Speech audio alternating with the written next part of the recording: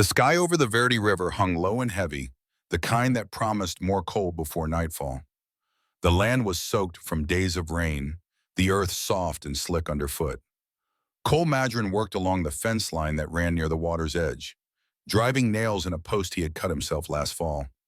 The work kept his hands busy, and he needed that. Since leaving the trail driving guys in the life of a hired gun behind, silence had been both a comfort and a punishment. At 38, Cole had learned to live with the quiet. He bought this small patch of land 2 years ago after walking away from the kind of violence that left a man hollow. Out here, there were no gunfights, no debts, no names he needed to remember. Just the land, the river, and the sound of his hammer hitting wood. He'd been at it since morning, sweat and rain mixing on his brow when the wind shifted, and something faint cut through it. It was a cry. He froze, the hammer still in his hand. It wasn't the groan of a tree or an animal. It was human, a woman's voice, distant, thin, and desperate. He turned toward the river. The current moved fast, brown and swollen, carrying sticks and branches in its pull. At first he saw nothing, then a flicker of movement, a flash of fabric, an arm breaking the surface before being dragged under again. Cole didn't think twice. He dropped the hammer and ran. The mud nearly took his boots, the slopes slick from the storm, but he pushed harder, heart pounding against his ribs. When he reached the bank, there was no sign of her, just the roar of the current. Then he saw it again. Dark hair, a shoulder, the faintest motion of a hand. He kicked off his coat and dove. The water was ice cold, shocking enough to steal his breath. It clawed his chest and throat, but he fought through, pulling hard against the current. The river was stronger than it looked. Each stroke felt heavier, slower. He spotted her again, caught against a tangle of reeds near the far bank. Her head rolled back, mouth barely above the surface. He reached her, wrapped one arm around her chest, and kicked towards shore. The weight of her wet dress dragged them down, but he held on. By the time he pulled her onto the muddy bank, his lungs burned and his arms shook from effort. He turned her over, pressing his ear close. There was a heartbeat, faint, uneven. He pushed gently on her back, forcing water out. She coughed, gasped, and pulled in a weak breath. "Easy," he said, voice hoarse. "You're safe." Her eyes opened, dark brown, glassy, searching. She tried to move, but her legs didn't respond. Cole saw panic in her face before she realized it herself. Her hands slapped to the ground, trying to push up, but her lower body stayed still. Her breathing quickened, turning shallow. "It's all right," he said quietly. "You're hurt. Don't fight it." She stared at him, lips trembling, trying to speak. What came out was broken English mixed with Apache. "No walk, no walk." He understood enough. The words hit him harder than he expected. He'd seen men crippled in falls or shot off horses. How fast fear could turn into shame. She was young, maybe mid-20s, her face striking even under the mud and cold. Long black hair clung to her neck and shoulders, her dress torn and heavy with water. Whoever she was, she hadn't fallen into the river by accident. He looked upriver, half expecting to see others, riders, a camp, anything. But there was no one, only the wind and the gray line of trees. "You're coming with me," he said, sliding his arms beneath her. She didn't resist, just closed her eyes as he lifted her. Her body was limp but trembling from cold. The climb back up the ridge was slow, each step fighting gravity and exhaustion. He stopped once to catch his breath, feeling her pulse faintly against his chest. She whispered something in her language, a name, maybe a prayer, and went still again. By the time they reached the cabin, his arms were numb. He kicked the door open and laid her on the cot by the wall. The fire had nearly burned out, so he threw in wood until the flames caught, filling the room with a dry snap of heat. He fetched a blanket, stripped off his wet shirt, and wrapped it around her shoulders.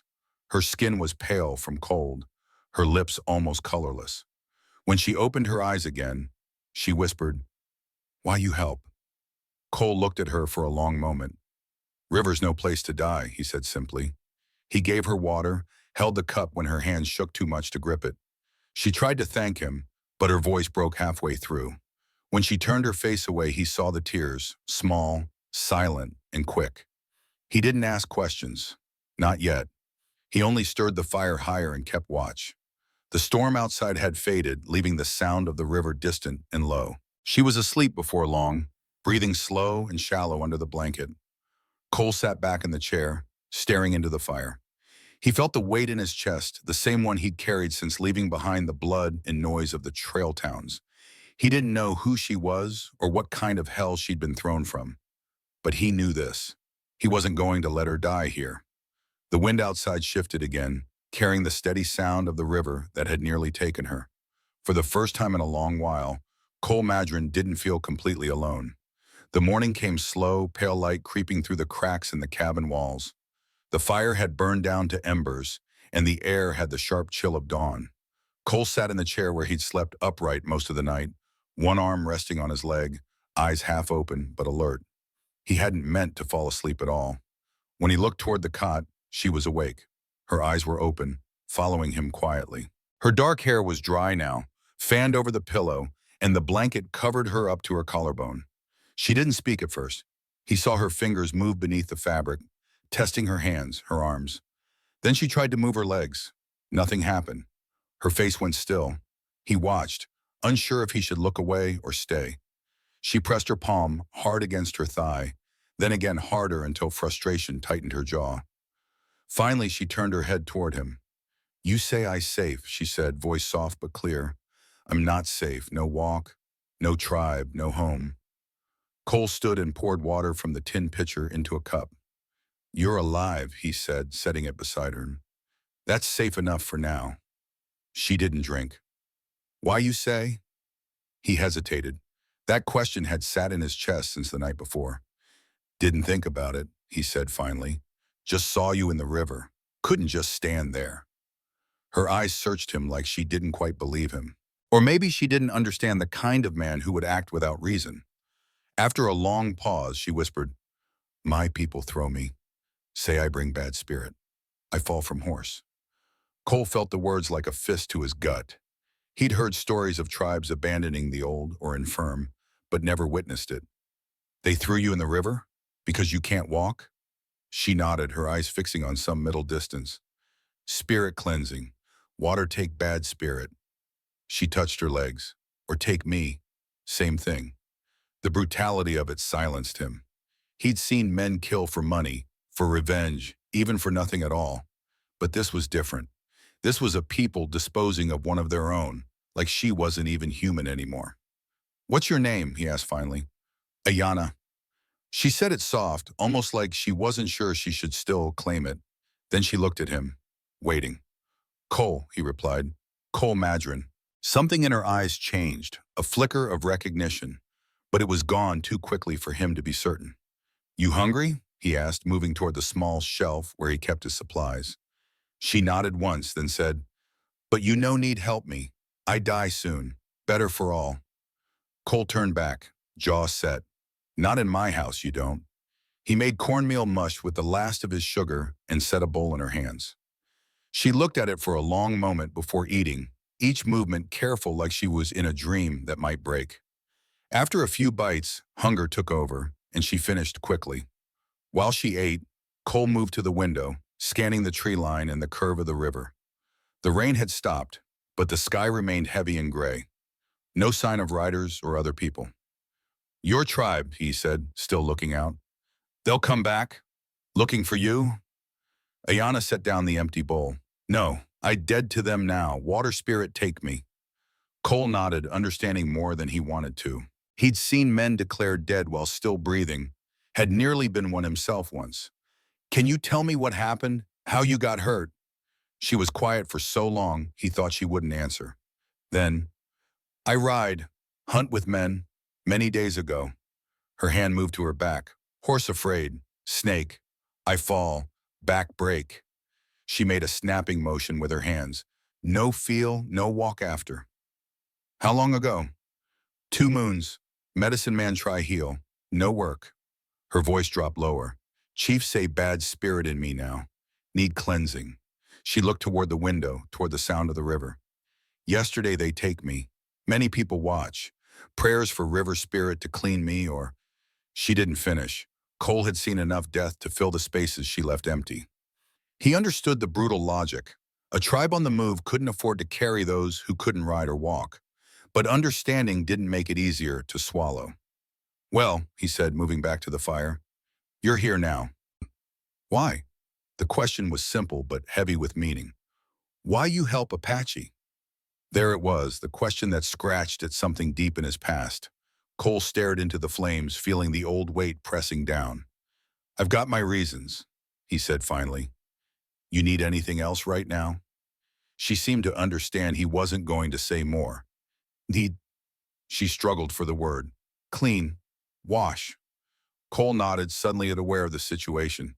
He'd need to help her, and they were strangers from different worlds. "I'll heat some water," he said. "Do what I can." While the water heated, Cole rummaged through a trunk, finding a shirt that might serve her better than the torn, mud-caked dress. He'd never been much for possessions, but he kept things neat, orderly.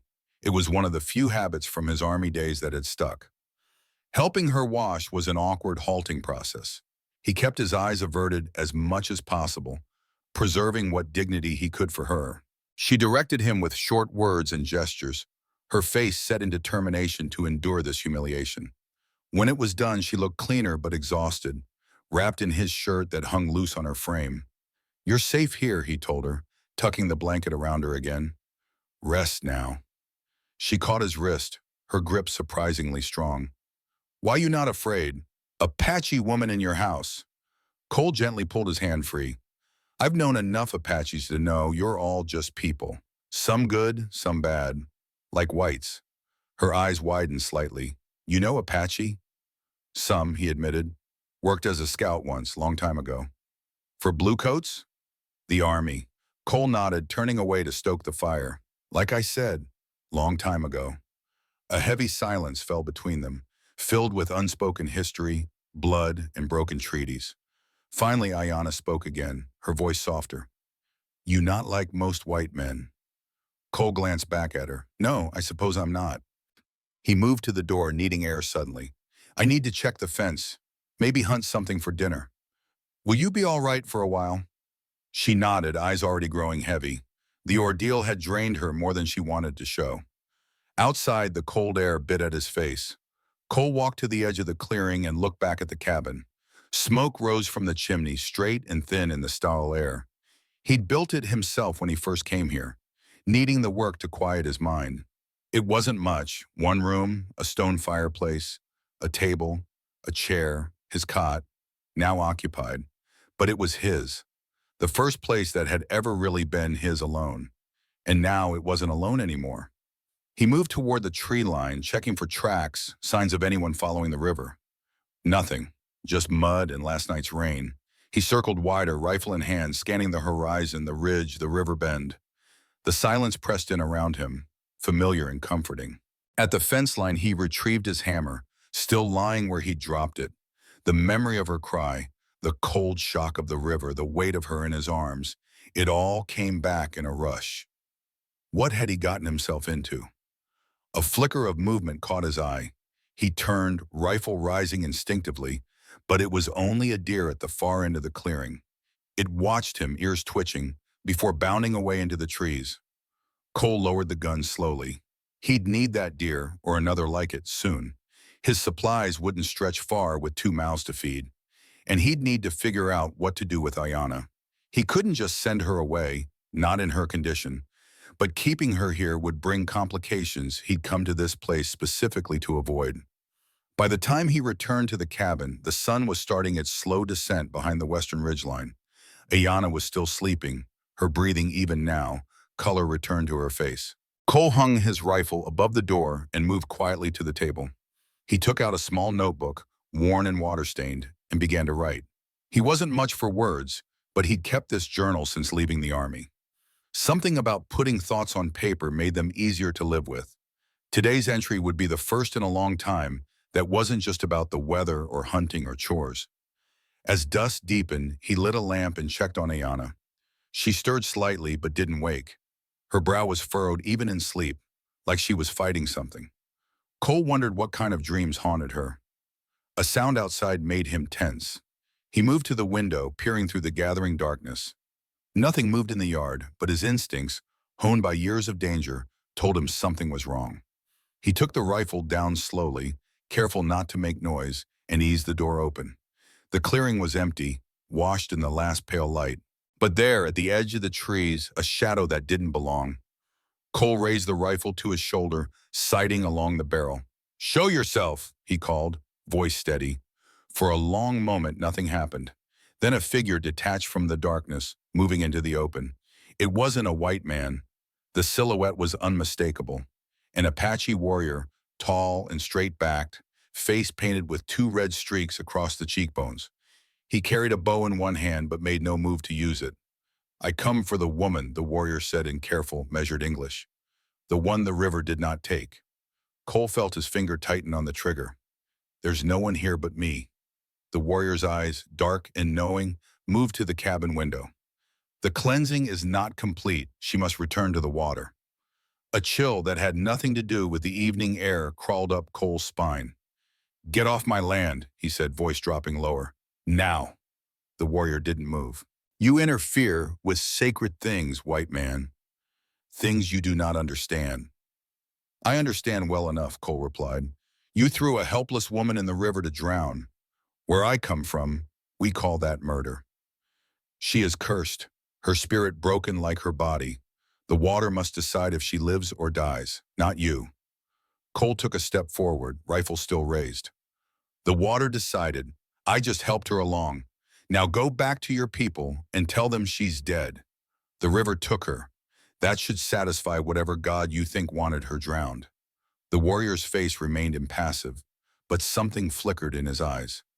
"You will regret this, Cole Madron."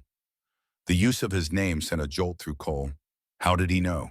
"The broken one calls to death," the warrior continued. "It will find her, and any who stand with her."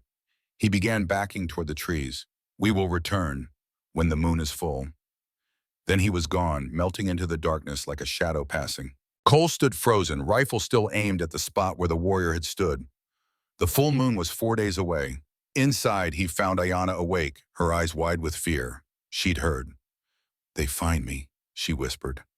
"Now they find you too." Cole set the rifle down and moved to the fireplace, stoking the embers higher, as if the light could push back the darkness that had settled over the cabin. "Let them come," he said, trying to sound more confident than he felt. But the truth was, he knew what the Apache were capable of. He'd seen it firsthand, and now he'd made himself a target. Ayanna watched him with those dark, knowing eyes. "Why you do this? For me? I know, buddy." Cole sat heavily in the chair, suddenly feeling the weight of every mile he'd ever traveled, every man he'd ever killed, every ghost that had driven him to this isolated patch of land. "Maybe," he said finally. "I'm tired of watching people die when I could do something about it." Outside, the wind picked up, moaning around the eaves of the cabin like a spirit searching for a way in. The warrior's words echoed in Cole's mind. "The broken one calls to death. It will find her, and any who stand with her." 4 days until the full moon, 4 days to prepare for whatever was coming. He looked at Ayanna, this woman he had pulled from the river, this stranger whose fate had somehow become tangled with his own. She held his gaze, and in her eyes he saw not fear, but a fierce determination to live despite everything. In that moment, Cole made his decision. He'd spent too many years running from his past. Maybe it was time to stand and fight for something that mattered. "We've got work to do," he told her, reaching for his tools. "If you're staying, you'll need a way to move around on your own."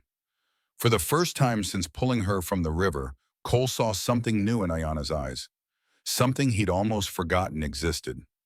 Hope. Dawn broke reluctantly over the Verde River Valley, pale light filtering through a sky heavy with clouds. Cole stood in the doorway of his cabin, coffee cup steaming in his hand, eyes scanning the ridge where the Apache warrior had disappeared into the darkness the night before. No movement, no sign of anyone watching. But that didn't mean they weren't there. Behind him, the sound of wood scraping against wood made him turn. Ayanna was pulling herself up in the cot, her face tight with the effort. A night of fitful sleep had left shadows under her eyes, but there was a new determination in the set of her jaw. "How you feel?" Cole asked, moving back inside. "Live," she said simply. Her gaze fell on a contraption in the corner that hadn't been there when she'd fallen asleep. "What that?" Cole set his cup down and rolled the wooden chair toward her. It wasn't much, just a chair with wheels he'd fashioned from an old cart with a cushioned seat and armrests to help her balance.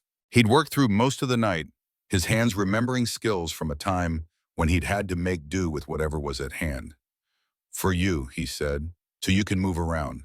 Not perfect, but it'll work until I can make something better. Ayanna stared at it, then at him, her expression unreadable. Finally, she said, "Why you do this?" Cole shrugged, uncomfortable with the directness of her gaze. "You need to move. Can't stay in bed forever." "No," she said sharper now. "Why you help me? Why you fight my people for me? You not know me." The question hung between them, and Cole found he didn't have an easy answer. He moved to the window, looking out at the land he'd claimed as his sanctuary from a world that had no place for him anymore. "I've spent too much of my life watching people die," he said finally. "Done too much of the killing myself. Maybe I'm trying to balance the scales." He turned back to see her watching him, her dark eyes seeing too much. "You kill Apache before." It wasn't a question. Cole felt the weight of his past pressing down again, the memories he'd tried to bury in this isolated place. "Yes," he admitted, "a long time ago. I was a scout for the Army, 7th Cavalry." Her expression hardened at the mention of the notorious regiment, but she didn't look away. "You soldier? Blue coat?" "Scout," he corrected, "hired to track. But I rode with them, yes, until Skeleton Canyon." Something flickered in her eyes, recognition. Every Apache knew that name, the place where the great Geronimo had finally surrendered, ending the long wars. "You there? When Geronimo stopped fighting?" Cole nodded, the old shame rising again. "After that, I couldn't do it anymore. The army, the killing, any of it." Ayanna studied him for a long moment, as if weighing his soul. "Now you save Apache. You think that make balance?" "No," he said honestly. "Nothing balances some things, but it's what I'm doing all the same." He moved to the chair, gesturing to it.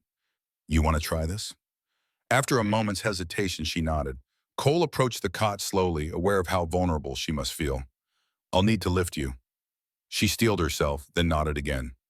Cole slid one arm under her knees, the other behind her back, lifting her as gently as he could. She was lighter than he expected, her body tense in his arms. He set her carefully in the wheelchair, making sure she was balanced before stepping back.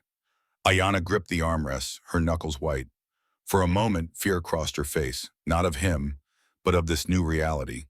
Then she took a deep breath and pushed one of the wheels experimentally. The chair moved slightly. "Try both wheels," Cole suggested. "Push them forward to go forward, one side to turn." She tried again, this time moving both wheels. The chair rolled a few inches across the plank floor. Something changed in her expression. A flicker of independence rekindled. She pushed again, harder, moving toward the table. "Good," Cole said, finding himself smiling for the first time in longer than he could remember. "You'll get the hang of it." Ayanna didn't smile back, but some of the tension left her shoulders. She wheeled to the table, then back toward the cot, testing the chair's movement, learning its balance.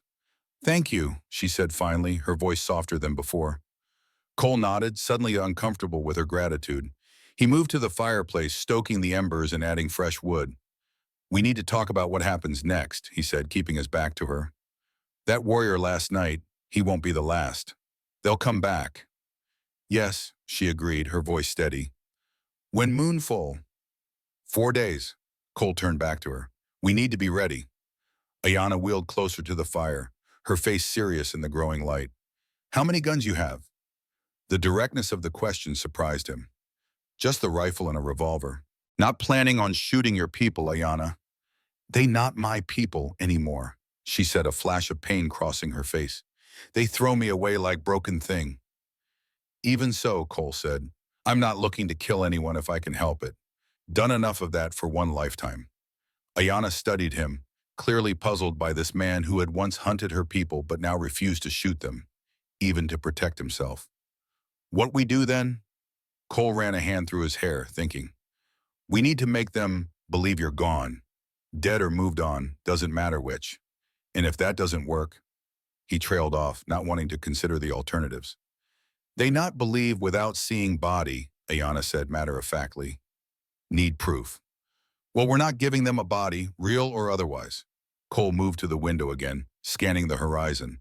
I need to go into town, get supplies, maybe find out if anyone's seen Apache in the area. Ayana's face tightened with alarm. You leave me?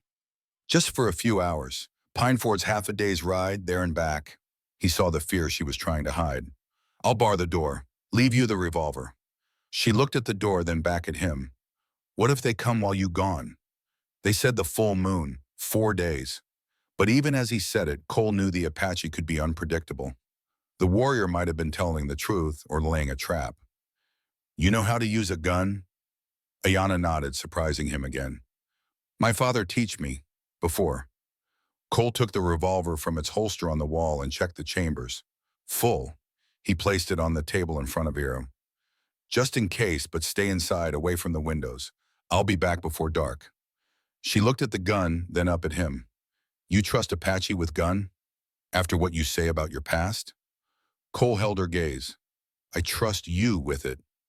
Your people aren't all the same, any more than mine are. Something shifted in her eyes, maybe respect, maybe just surprise. She nodded once, her hand closing around the revolver with familiar ease. Cole gathered what he needed for the trip, all too aware of Ayana watching his every move. He'd grown used to solitude, to answering to no one. Having her here changed everything. Need anything from town? He asked, buckling his gun belt. Medicine, she said after a moment's thought. For pain. Cole nodded, making a mental note. I'll see what they have at the general store. He was almost to the door when her voice stopped him. Cole Madron. He turned back. Yeah?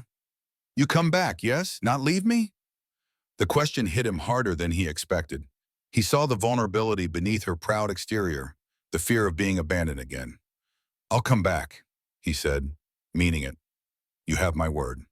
The trail to Pineford wound through stands of cottonwood and pine, following the river for part of the way before cutting into the hills.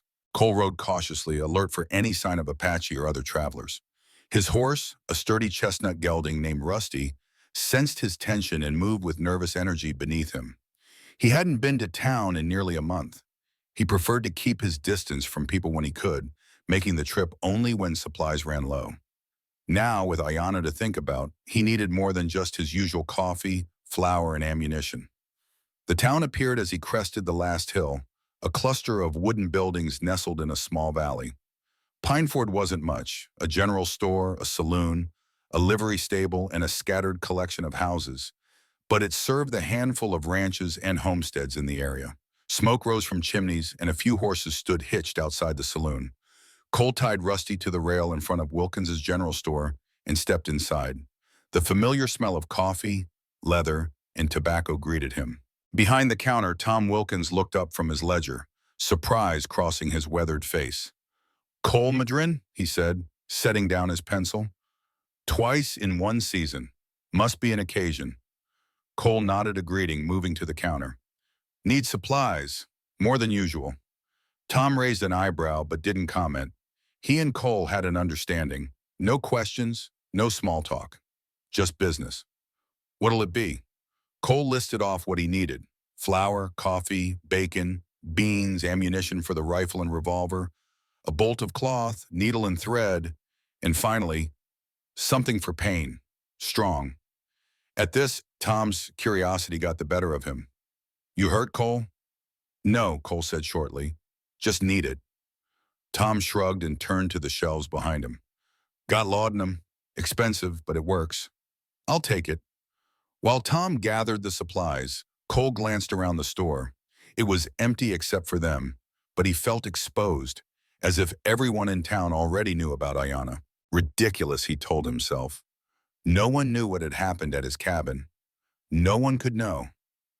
Heard anything about Apache in the area? He asked, trying to sound casual. Tom paused, a sack of flour in his hands. Funny you should ask. Marshall was in this morning, said a rancher up north saw smoke signals day before yesterday. Said there might be a war party moving through. Cole kept his face impassive. Any trouble? Not yet, but folks are nervous. You know how it is. Tom set the flour on the counter. You seen anything out your way? No, Cole lied. Just heard talk.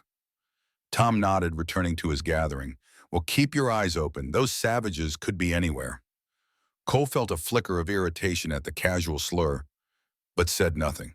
He'd once shared the same prejudice, before he'd fought alongside Apache scouts, before he'd seen the brutality on both sides of the long wars. "Anything else?" Tom asked, setting the last of the supplies on the counter.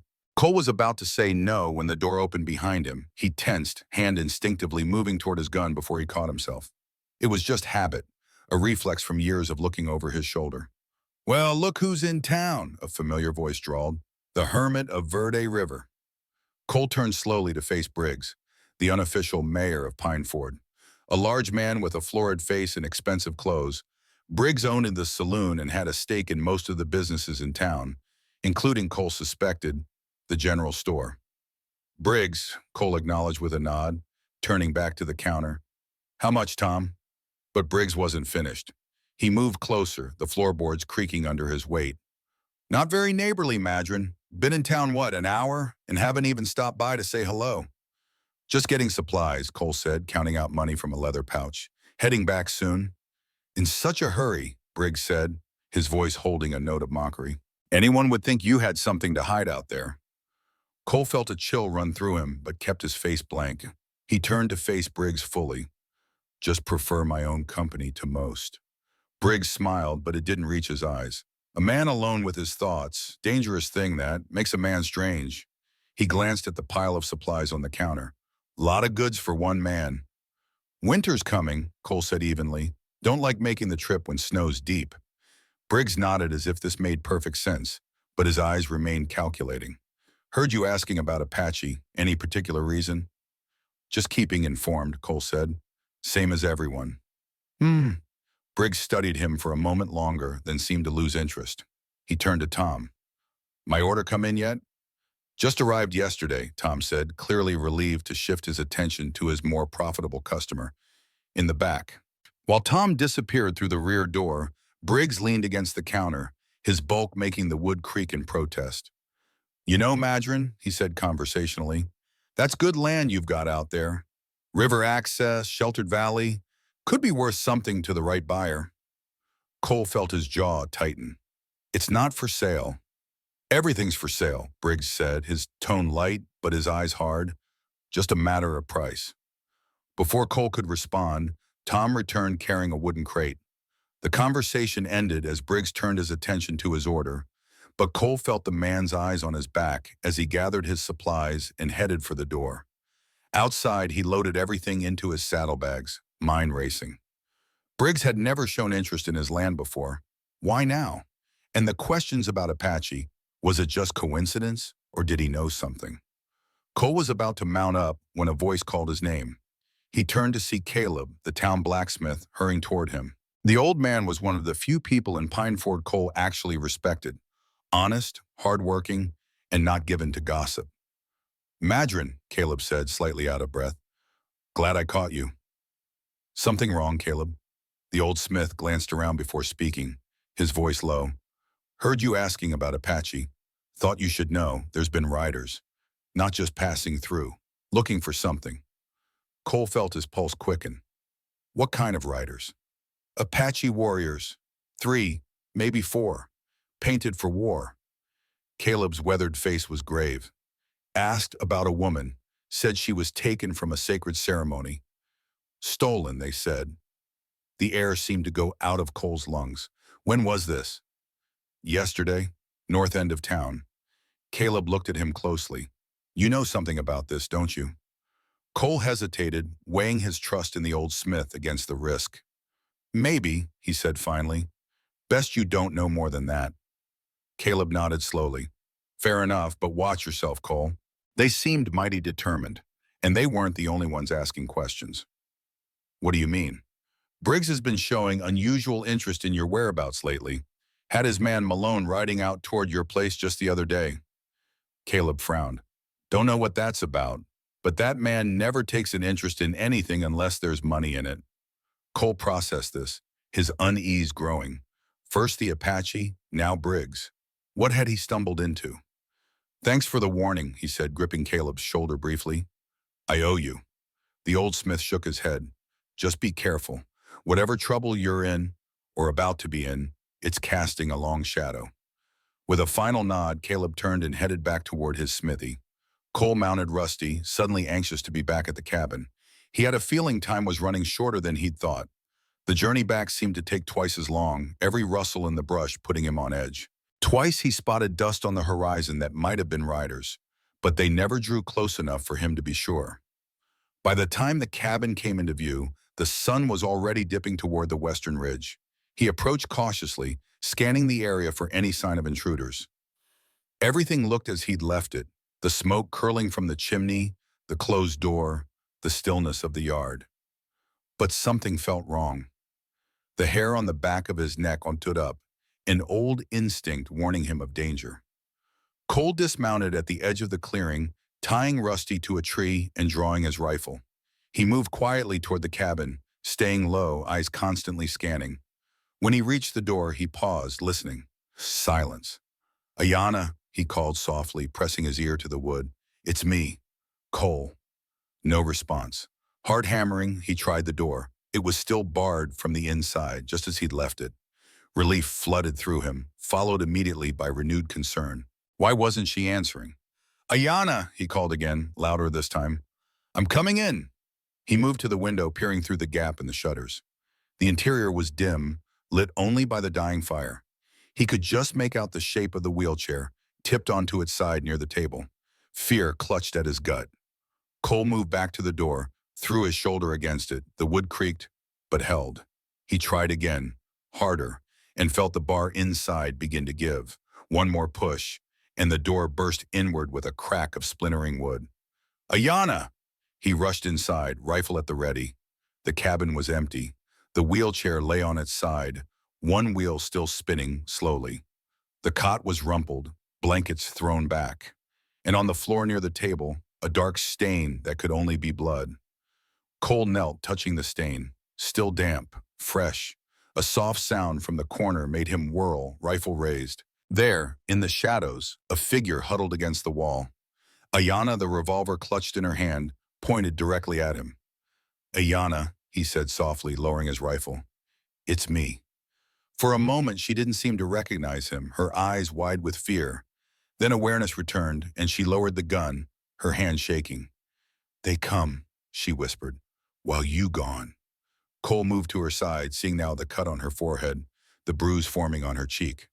"Who? The Apache?" She shook her head, wincing at the movement. "White men. 3. Looking for you. Say you stole something belongs to them." Cole helped her up, lifting her back into the righted wheelchair. "Did they say what?" "No, just search cabin. I hide when I hear horses." Her fingers tightened around the revolver. "One find me. I shoot. Miss. He hit me. Then sound outside. They run." Cole's mind raced. 3 white men. Had to be Briggs's men. But what were they looking for? What did they think he had stolen? "Did you recognize any of them?" he asked, examining her injuries. The cut wasn't deep, but the bruise would be painful. "No, never see before." Ayana watched him with those dark, penetrating eyes. "Who they are, Cole Madron? Why they look for you?" "I don't know," he admitted, "but I think I know who sent them. Man named Briggs from town. He was asking about me today." He retrieved the laudanum from his saddlebags and gave her a small dose for the pain. While she rested, he moved around the cabin, checking what had been disturbed. The intruders had been thorough, searching every corner, but as far as he could tell, nothing was missing. What were they looking for, and why now, when he'd lived here peacefully for 2 years? The only thing that had changed was Ayana. Cole returned to her side, a cold realization settling over him. "The Apache warriors were in town yesterday," he said, "asking about a woman taken from a ceremony." Ayana's eyes widened. "They find town already? So fast?" "Yes, and somehow Briggs found out." Cole sat across from her, voice low and urgent. "What aren't you telling me, Ayana? Why would Briggs care about an Apache woman? What makes you so important?" She looked away, conflict clear on her face. When she finally spoke, her voice was barely above a whisper. "I'm not just any Apache. My father—" She hesitated, then met his eyes. "My father is Black Hawk, war chief, leader of many warriors." The name hit Cole like a physical blow. Black Hawk was notorious among the white settlers, a fierce, uncompromising leader who had refused to surrender long after other chiefs had accepted reservation life. His raids on settlements had made him feared throughout the territory. Black Hawk, Cole repeated, stunned. Your father is Black Hawk. She nodded, a flash of pride crossing her face. Yes, I his only daughter, born of his favorite wife. And they threw you in the river? Their chief's daughter? Pain replaced the pride in her eyes. Because I chief daughter, they fear more.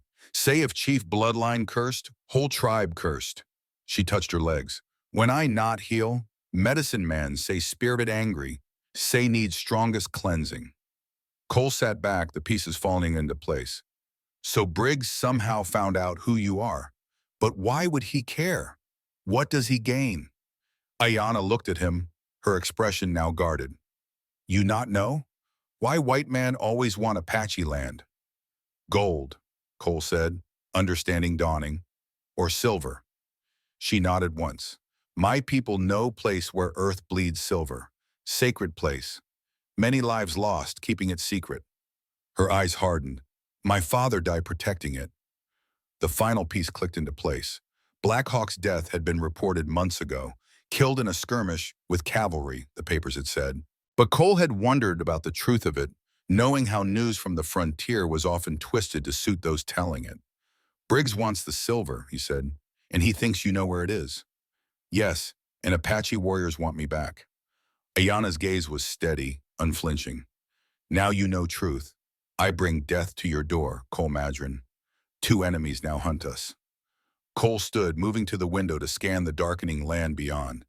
The situation had gone from bad to worse in the space of a day. Apache warriors searching for their chief's daughter.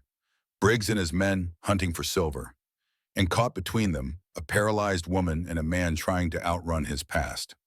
We can't stay here, he said finally. Not now, they know where to find us. Where we go? Ayanna asked, the weariness in her voice betraying the toll the day had taken. I cannot ride, cannot walk. Cole turned back to her, decision made. I know a place, an old line shack in the high country, remote, defensible. He began gathering essentials, mind already mapping the journey. We leave at first light. Ayanna watched him, her expression unreadable. Why you still help me? Now you know I bring war to you. Apache and white men both hunt us now. Cole paused in his preparations, considering the question. Why was he doing this? Risking everything for a woman he barely knew, caught between enemies on all sides? Maybe, he said slowly, I'm tired of running from fights that matter. Night fell over the cabin, the darkness outside pressing against the windows like a living thing. Cole reinforced the broken door as best he could, then took up position by the window, rifle across his knees. Ayanna dozed fitfully in the wheelchair, exhausted by pain and fear. Somewhere in the darkness, Cole knew men were coming for them, and Apache warriors determined to reclaim their chief's daughter for their sacred ceremony. Briggs's men hunting for the secret of the silver. 2 forces converging on the small cabin by the Verde River. And all that stood between them and Ayanna was one man with a rifle and too many ghosts at his back. The night deepened, stars appearing one by one in the clear sky. Tomorrow would be another day, another chance to run or fight or die. Cole checked his rifle one more time, eyes scanning the tree line for any sign of movement. The full moon was 3 days away, but he had a feeling their time had already run out. They left before dawn when the world was still wrapped in shadow. Cole had spent the night modifying a travois, a frame of pine poles lashed together that could be pulled behind his horse. He'd padded it with blankets and his spare coat, creating a rough but serviceable transport for Ayanna. It won't be comfortable, he warned as he lifted her onto it, but it's the best I can manage. Ayanna didn't complain. She'd been quiet since their conversation the night before, her face set in a mask of determination that hid whatever fears churned beneath. The laudanum had eased her pain enough for her to sleep a few hours, but the bruise on her face had darkened, a vivid reminder of the danger closing in around them. As the first gray light seeped into the sky, Cole secured the last of their supplies. He'd packed light, ammunition, food, water, medicine, and a few essential tools. Everything else they would have to leave behind. Ready? He asked, helping Ayanna settle more comfortably on the travois. She nodded, her dark eyes meeting his. Where we go? North, Cole said, mounting Rusty. Into the high country. There's an old line shack about 10 miles up, used by ranchers during the summer grazing. Should be empty this time of year. He checked her one last time, made sure the ropes holding the travois to his saddle were secure, then urged Rusty forward. The horse moved cautiously at first, unused to the weight behind him, but soon settled into a steady walk. The travois slid over the ground, jolting occasionally on rough patches. Cole glanced back at Ayana, concern tightening his features. Too rough? She shook her head, though he could see how she braced herself against each bump. I survive. They traveled in silence as the light grew stronger, Cole leading them away from the established trails, up into the rocky terrain where few ventured.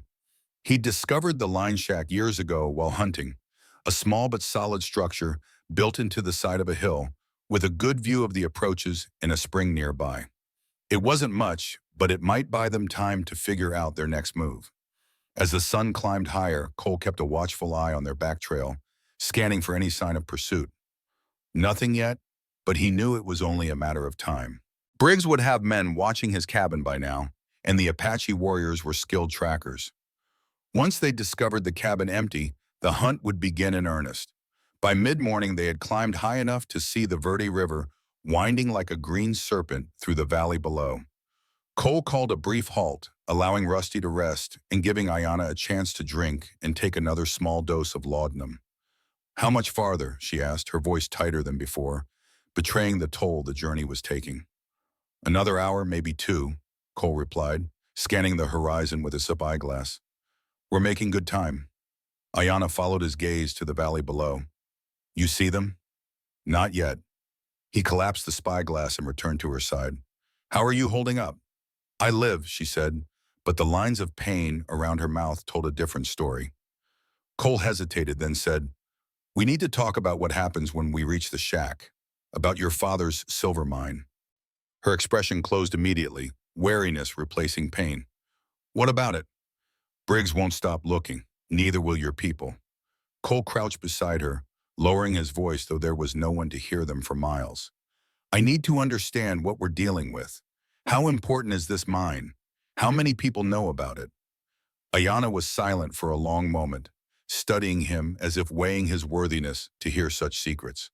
Finally, she spoke, her voice barely above a whisper. The place of silver is sacred to my people. Not just for metal white men want. It is doorway to spirit world. She glanced around as if the very rocks might be listening. My grandfather find it long ago. Only chief bloodline know exact place. My father show me before I... She gestured to her legs. Before I fall. And now you're the only one who knows, Cole said, understanding dawning. That's why they didn't just let you die. They needed the ceremony, needed the river to cleanse your spirit so the secret would return to the tribe. She nodded, a hint of bitterness crossing her face. If water take me, secrets stay with tribe. If I live, she trailed off, the implications clear. If you live, you might share the secret with outsiders. Cole stood, processing this new information. Does Briggs know you're the only one who knows the location? Maybe, she said. After my father died, white soldiers attack our camp. Take some people for questioning. Maybe someone tell about chief daughter knowing sacred place. This explained Briggs's sudden interest in his land and in Ayana. If word had reached him about a surviving daughter of Black Hawk who knew the location of a legendary silver mine, a man like Briggs would stop at nothing to get that information. We need to move, Cole said, helping her drink a little more water. The higher we get, the harder we'll be to track. He remounted and urged Rusty forward, setting a slightly faster pace now that they were on firmer ground. The terrain grew more rugged, pine trees giving way to twisted juniper and bare rock. The air thinned and cooled, carrying the sharp scent of sage and dust. Ayana endured the journey in silence, but Cole could sense her growing exhaustion. The travois, for all his efforts to make it comfortable, was a rough way to travel for anyone, let alone someone already injured and in pain. Just after noon, they crested a ridge, and the line shack came into view. It was a simple structure of weathered logs with a stone chimney nestled against an outcropping of rock that sheltered it from the northern winds. A small corral stood empty nearby, and a thin trickle of water from the spring cut a path down to a collecting pool. There it is, Cole said, pointing. Not much, but it'll do for now. Relief flickered across Ayana's face. Good place, high ground, can see who comes. Cole nodded, impressed by her tactical assessment. My thoughts exactly. He guided Rusty down the slope toward the shack, keeping to the rocky ground where they would leave minimal tracks. As they drew closer, Cole's instincts prickled a warning. He reined in, studying the shack more carefully. What wrong? Ayana asked, sensing his hesitation. Not sure, Cole murmured. Something doesn't feel right. He dismounted, drawing his rifle. Wait here. Moving quietly, he approached the shack from the side, staying low and using the rocks for cover. The door was closed, the small window shuttered, just as it should be. But something still bothered him, a sense of disturbance in the air. He circled the structure carefully, examining the ground around it.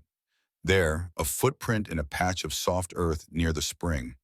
Fresh, no more than a day old. Someone had been here, and recently. Cole returned to Ayana, his expression grim. Someone's been here. Not sure if they're still around, but we need to be careful. Her hand moved to the revolver she kept tucked in the blankets beside her. You think Briggs men? Or hunters? Or prospectors? Cole took up the reins again. Either way, we need to check it out. Stay alert. He led Rusty closer, rifle ready. At the door, Cole listened for any sound from within. Silence. He tried the latch, unlocked. Taking a deep breath, he pushed the door open, stepping back quickly in case of an ambush. Nothing happened. The interior was dark and still. Cole peered inside, letting his eyes adjust to the dimness. The shack consisted of a single room with a rough stone fireplace, a table with 2 chairs, and a narrow cot against one wall. A layer of dust covered everything, undisturbed except for footprints on the floor. 2 sets leading in and out. Looks clear, he called to Ayana. Someone's been here, but they're gone now. He did a more thorough check, examining every corner of the small space. Whoever had visited had left little trace beyond the footprints, but they'd taken firewood from the stack by the hearth. Recent visitors then, but not planning to stay. Satisfied that they were alone, Cole returned to Ayana and carefully lifted her from the travois. She winced as he carried her inside, setting her gently on the cot. It's not much, he said, glancing around the sparse interior, but it's better than being out in the open. It good, she said, sinking back against the thin mattress. Thank you. Cole unloaded their supplies, then tended to Rusty, removing the travois and saddle and leading the horse to the corral. There was no grass, but he had brought a small sack of grain, enough to keep the animal fed for a few days. Inside, he found Ayana examining the shack with a critical eye. Someone used recently, she said, pointing to the hearth. Ash still black, not old. Yeah, Cole agreed, crouching to look closer. Whoever it was, they were here within the last day or two. He stood, moving to the window. Could be trappers, hunters. This time of year, people come up for deer, elk. Or they look for us on already, Ayana said darkly. Cole couldn't dismiss the possibility. Briggs might have sent men to check all the likely hiding places in the area, or it could have been Apache scouts, ranging ahead of the main party. We'll need to keep watch, he said, unshuttering the window to give them a better view of the approach. Take turns sleeping. He built a small fire in the hearth, keeping it low to minimize smoke that might give away their position. The afternoon waned, shadows lengthening across the rocky ground outside. Cole prepared a simple meal from their provisions, jerky softened in hot water, hardtack in coffee. They ate in silence, both lost in their own thoughts. Finally, Ayana spoke. Why you help me still? Now you know truth. No danger. She looked at him with those penetrating eyes. You could leave me. Save yourself. Cole set down his cup, considering his answer. I've done enough leaving in my life, he said finally. Enough running. Besides, he added with a grim smile, where would I go? Briggs has marked me now, too. She studied him for a long moment. You strange man, Cole Madron. Not like other white men I know. I'll take that as a compliment. It is, she said simply. Night fell, stars appearing in the clear mountain air. Cole took the first watch, sitting by the window with his rifle across his knees. Ayana slept fitfully on the cot, occasionally murmuring words in Apache that he couldn't understand. Around midnight, he gently woke her. "Your turn to watch," he said. "Wake me at first light, or sooner if you see or hear anything." She nodded, taking the revolver he offered. Cole stretched out on the floor near the fire, using his saddle as a pillow. Despite his exhaustion, sleep was slow to come. His mind churned with questions, plans, scenarios. What if Briggs found them? What if the Apache warriors came? How long could they hide up here? And what would they do when their supplies ran out? And beneath it all, a deeper question. What was he fighting for?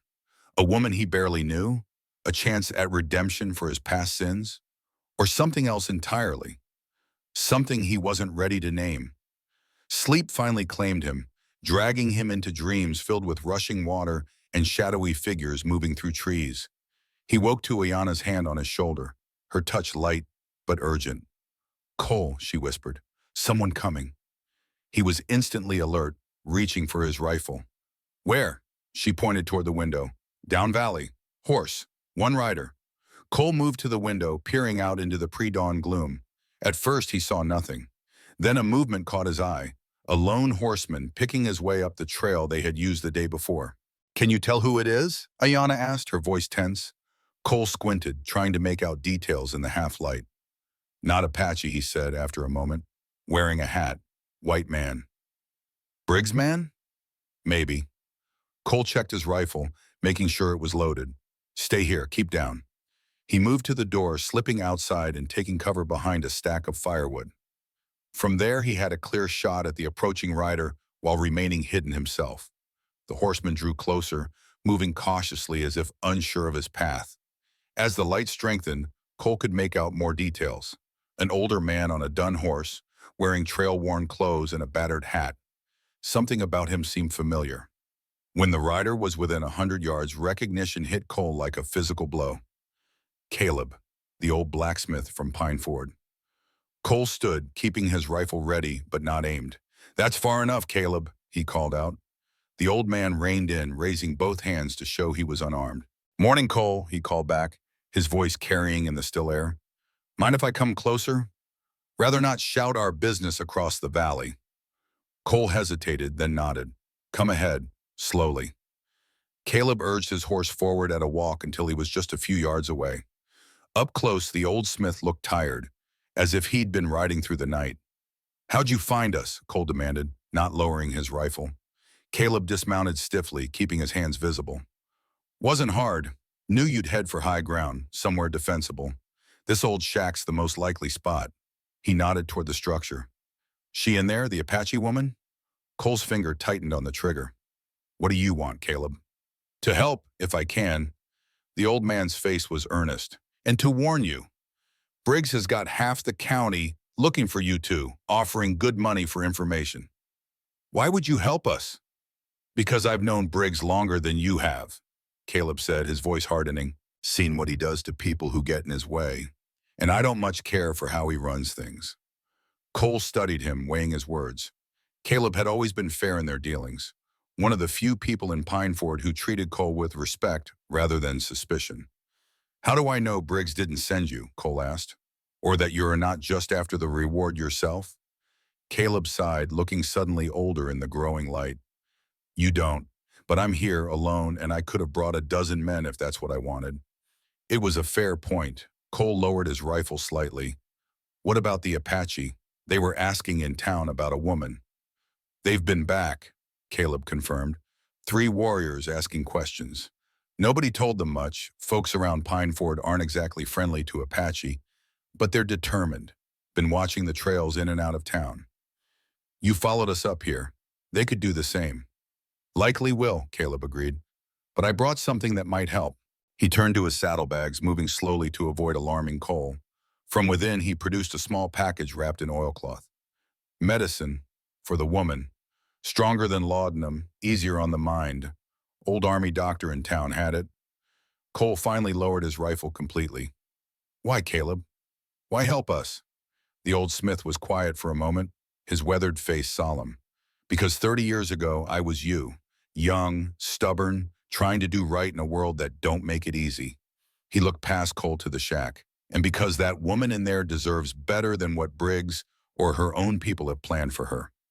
The door of the shack creaked open, and Ayanna appeared, supporting herself in the doorway with one hand while the other held the revolver. "Let him come," she called to Cole. "I hear truth in his voice." Cole glanced between them, then nodded to Caleb. "Come on then, but leave your gun belt on the porch." Inside, Caleb removed his hat respectfully as Cole introduced him to Ayanna. The old smith showed no surprise at her condition, nor any of the common prejudice against Apache. He handed over the medicine with simple instructions for its use, then accepted the cup of coffee Cole offered. "Briggs knows about the silver," Caleb said without preamble, sitting at the rough table. "Been obsessed with it for months. Hired men to search the hills, interrogate any Apache they could find." "How does he know I'm involved?" Cole asked.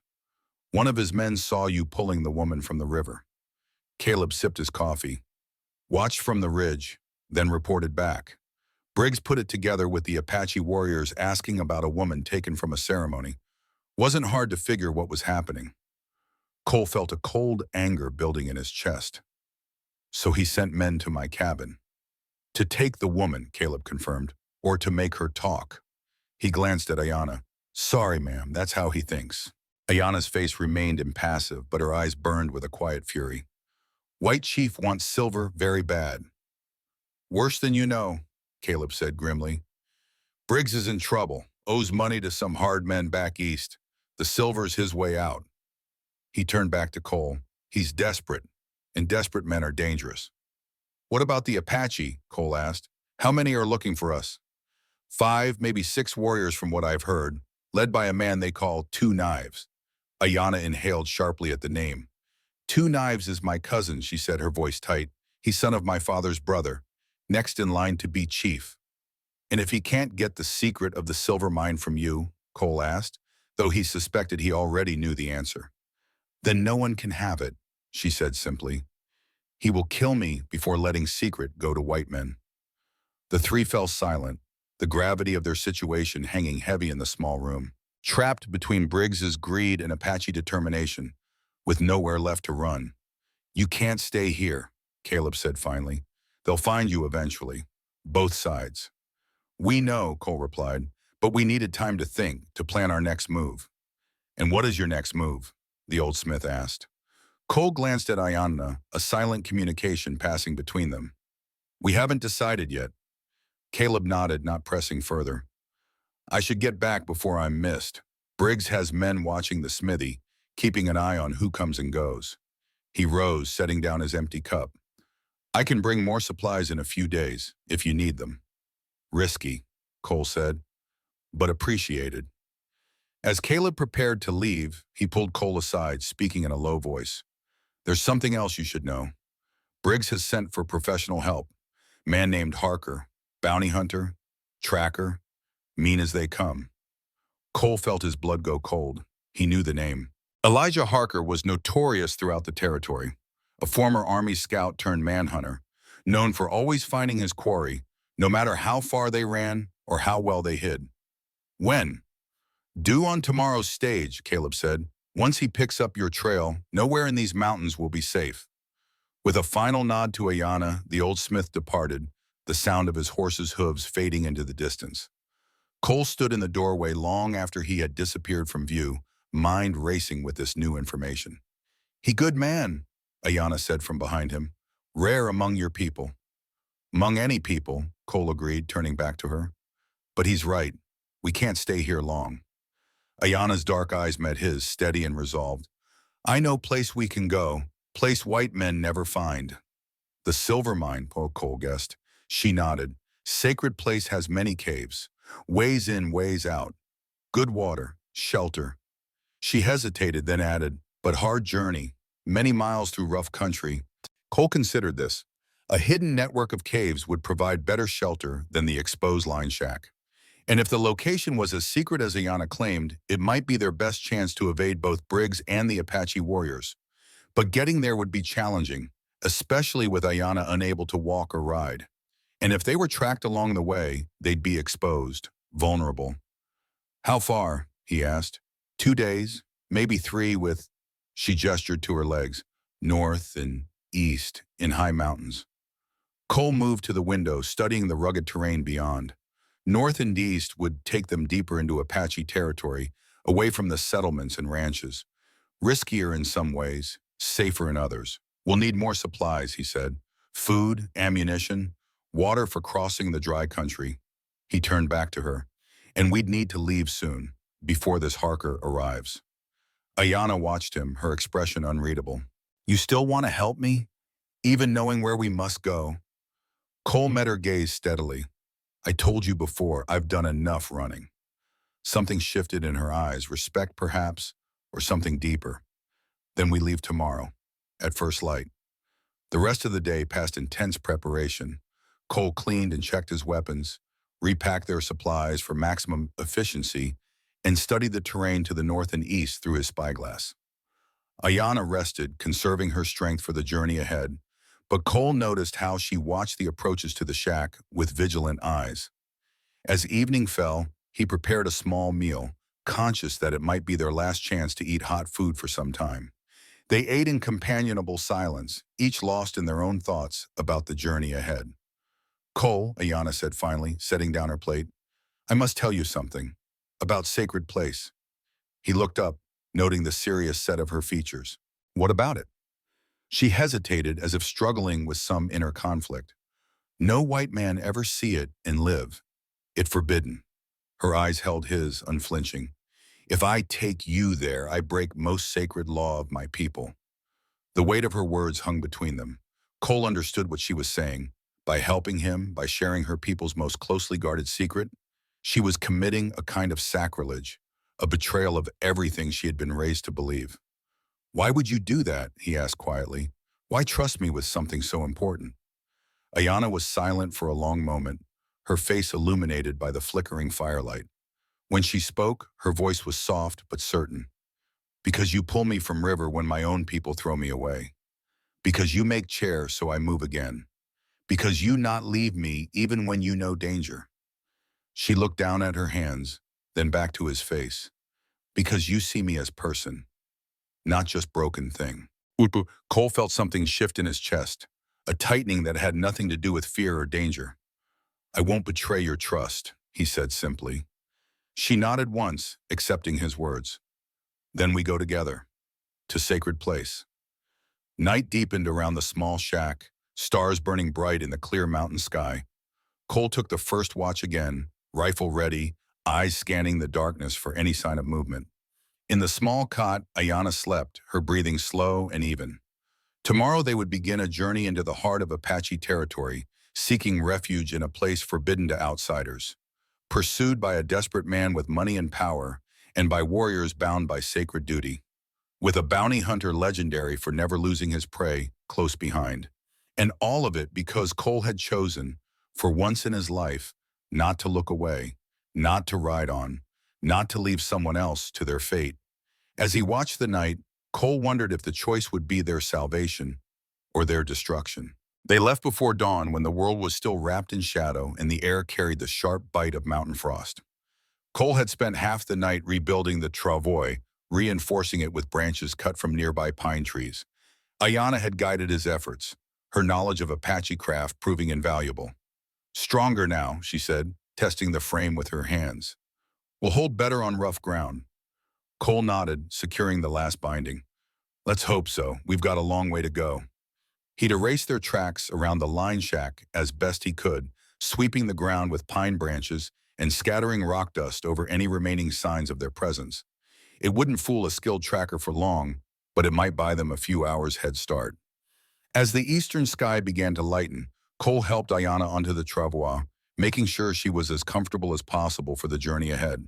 Her face remained stoic, betraying no pain, but he noticed how she braced herself against the rough movement. Which way? He asked as he mounted Rusty. Ayana pointed northeast toward a distant ridgeline barely visible in the pre-dawn light. There, follow ridge, then down into canyon beyond. Path easier to see in daylight. Cole nodded, urging Rusty forward. The horse moved cautiously, still not entirely comfortable with the travois, but steady enough.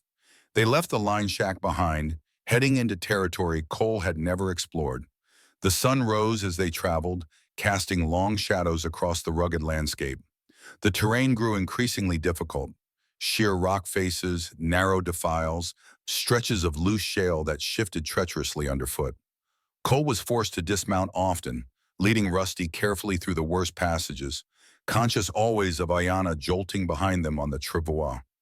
By mid-morning, they had reached the ridgeline Ayana had indicated.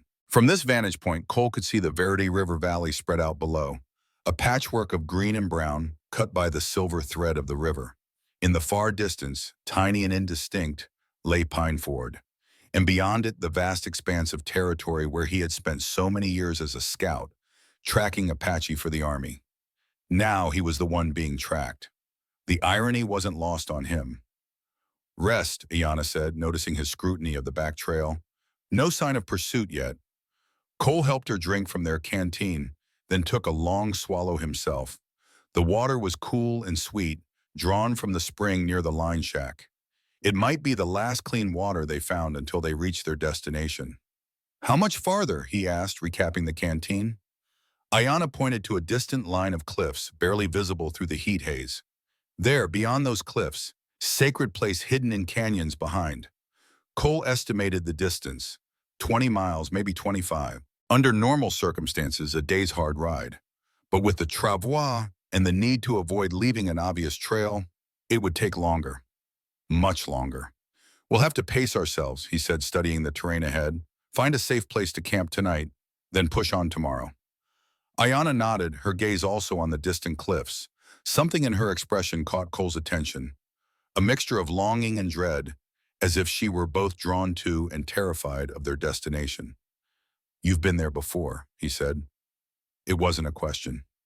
"Yes," she replied softly. "Many times, with my father.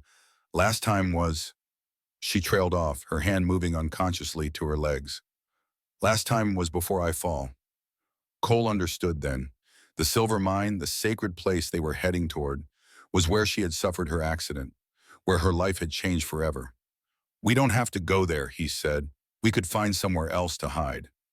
She shook her head firmly. "No, sacred place, only safe place now for both of us." Her eyes met his, resolute. "I'm not afraid of memories."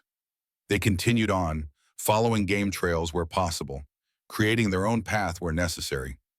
Cole kept them to rocky ground as much as he could, making their trail harder to follow. But he knew they were still leaving signs a skilled tracker would spot: broken twigs, displaced stones, occasional hoof prints in softer soil. The sun climbed higher, beating down with merciless intensity. The land grew more parched, water sources more scarce. By mid-afternoon, they had emptied one canteen and started on the second. Cole began looking for a place to make camp, somewhere defensible where they could rest during the worst heat of the day. "There," Ayana said, pointing to a cluster of boulders near a stand of juniper trees. "Good place, water nearby." Cole looked where she indicated but saw no sign of water. "You sure?" She nodded. "Small spring under rocks. Apache know this place." He guided Rusty toward the boulders, scanning constantly for danger. As they drew closer, he saw what Ayana meant: a small seep of water emerging from beneath one of the larger rocks, forming a tiny pool before disappearing back into the earth. Not much, but enough to refill their canteens. Cole helped Ayana from the travois, settling her in the shade of a boulder while he tended to Rusty and set up a small camp. The horse was tired from the difficult terrain, flanks dark with sweat. Cole unsaddled him and led him to the small spring, letting him drink in careful moderation. "We should rest here until evening," Cole said, returning to Ayana's side. "Travel when it's cooler. Less chance of being spotted, too." She agreed, accepting the jerky and hardtack he offered. They ate in silence, conserving energy in the oppressive heat. After their meal, Ayana closed her eyes, not quite sleeping, but resting, her back against the sun-warmed stone. Cole took the opportunity to climb one of the larger boulders, using his spyglass to scan their back trail. For a long time, he saw nothing but heat shimmer in the occasional movement of wildlife. Then, just as he was about to climb down, a flash of light caught his attention. Sunlight reflecting off metal, perhaps a rifle barrel or a canteen. He adjusted the spyglass, focusing on the spot. There, almost at the limits of visibility, were riders, 3 of them, moving in single file along the path he and Ayana had taken earlier that day. Cole's jaw tightened. Damn. He scrambled down from the boulder, returning to Ayana's side. Riders, he said without preamble. 3 of them, following our trail, still far back, but moving steady. Her eyes snapped open, instantly alert. Apache or white men? Can't tell at this distance, but they're tracking us, that's certain. Ayana's face set in grim lines. We must go, now. In this heat? Cole shook his head. That'll kill us faster than whoever's back there. We'll rest till dusk, then push through the night. She looked as if she wanted to argue, but then nodded reluctantly. You right. Need strength for what comes. Cole rechecked their supplies, making sure everything was secure and ready for a rapid departure. Then he resumed his watch, climbing the boulder at regular intervals to check on their pursuers' progress. By late afternoon, the riders had closed half the distance. Through the spyglass, Cole could now make out details. 3 men on horseback, wearing trail clothes and broad-brimmed hats. Not Apache warriors then. Briggs's men, or perhaps the bounty hunter, Harker with hired guns. They're moving fast, he told Ayana as the sun began to dip toward the western horizon. We need to leave now. She nodded, already bracing herself for the travois. Cole helped her on, securing the blankets around her against the coming chill of the desert night. Then he mounted up, turning Rusty toward the distant cliffs that marked their destination. We'll travel through the night, he said. Try to put as much distance between us as possible. Ayana's face was resolute in the fading light. I show you way. Path only, Apache no. They set off as the first stars appeared, leaving the safety of the boulder cluster for the exposed terrain beyond.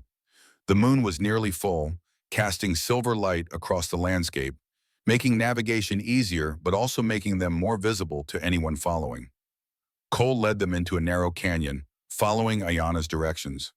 The walls rose steep on either side, the floor littered with boulders and scree that made progress slow and treacherous. Are you sure this is the right way? Cole asked, ducking under a low overhang. Yes, Ayana replied with certainty.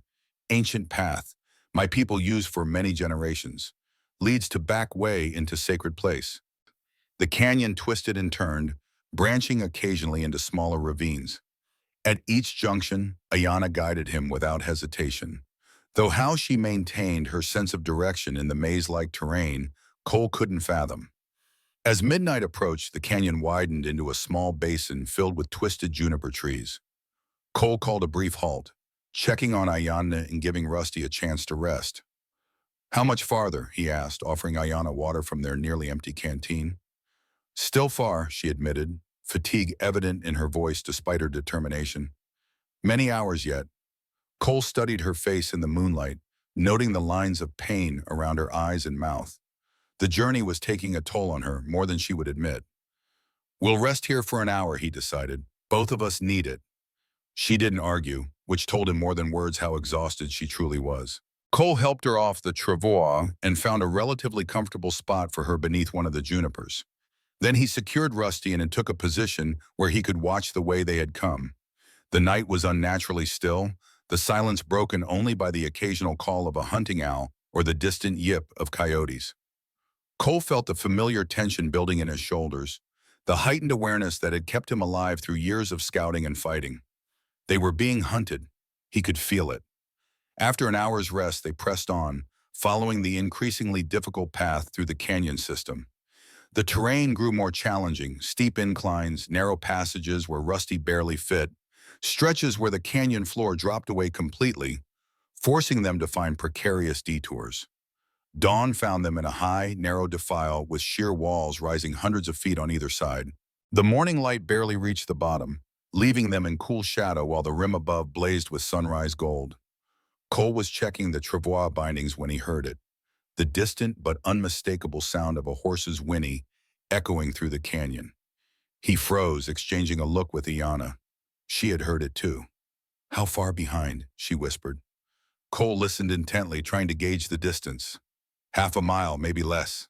Sound carries in these canyons. We must hurry, she urged. Around next bend, path splits, can lay false trail. Cole nodded, remounting quickly. They pushed on, Rusty picking his way carefully over the rocky ground. Around the bend, as Ayana had said, the canyon forked. one branch continuing straight ahead, the other veering sharply to the right. Take right path, Ayana directed, but first make sign for straight path. Cole understood. He dismounted, deliberately scuffing the ground at the entrance to the straight-ahead fork, creating the impression of a horse passing through. Then he broke a small branch from a struggling juniper, leaving it where it might have been knocked loose by a passing rider. That done, he led Rusty into the right-hand fork, careful not to leave obvious signs of their passage. This branch of the canyon was narrower, darker, the walls closing in overhead until only a thin strip of sky remained visible. Good, Ayana said as they moved deeper into the side canyon. False trail by time. Maybe they follow wrong way many miles. Cole wasn't so optimistic. A skilled tracker like Harker would spot the deception. But even an hour's delay might make the difference between escape and capture. They continued on, the canyon twisting and descending, the air growing cooler and damper. Occasionally, Cole glanced back, expecting to see pursuers rounding the bend behind them, but the way remained clear. By mid-morning, the canyon opened into a broader valley, dotted with stunted trees and patches of grass. At the far end, the cliffs they had seen from the ridge now loomed directly ahead, a formidable barrier of red stone rising hundreds of feet into the clear sky. Almost there, Ayana said, relief evident in her voice. Sacred place just beyond cliffs. Cole studied the seemingly impenetrable wall of stone. How do we get through? Hidden path, only chief bloodline know. She pointed to a dark shadow at the base of the cliff. There, entrance to spirit path. As they drew closer, Cole saw what she meant. A narrow fissure in the cliff face, barely wide enough for a horse to pass through, concealed by overhanging rock and a stand of juniper.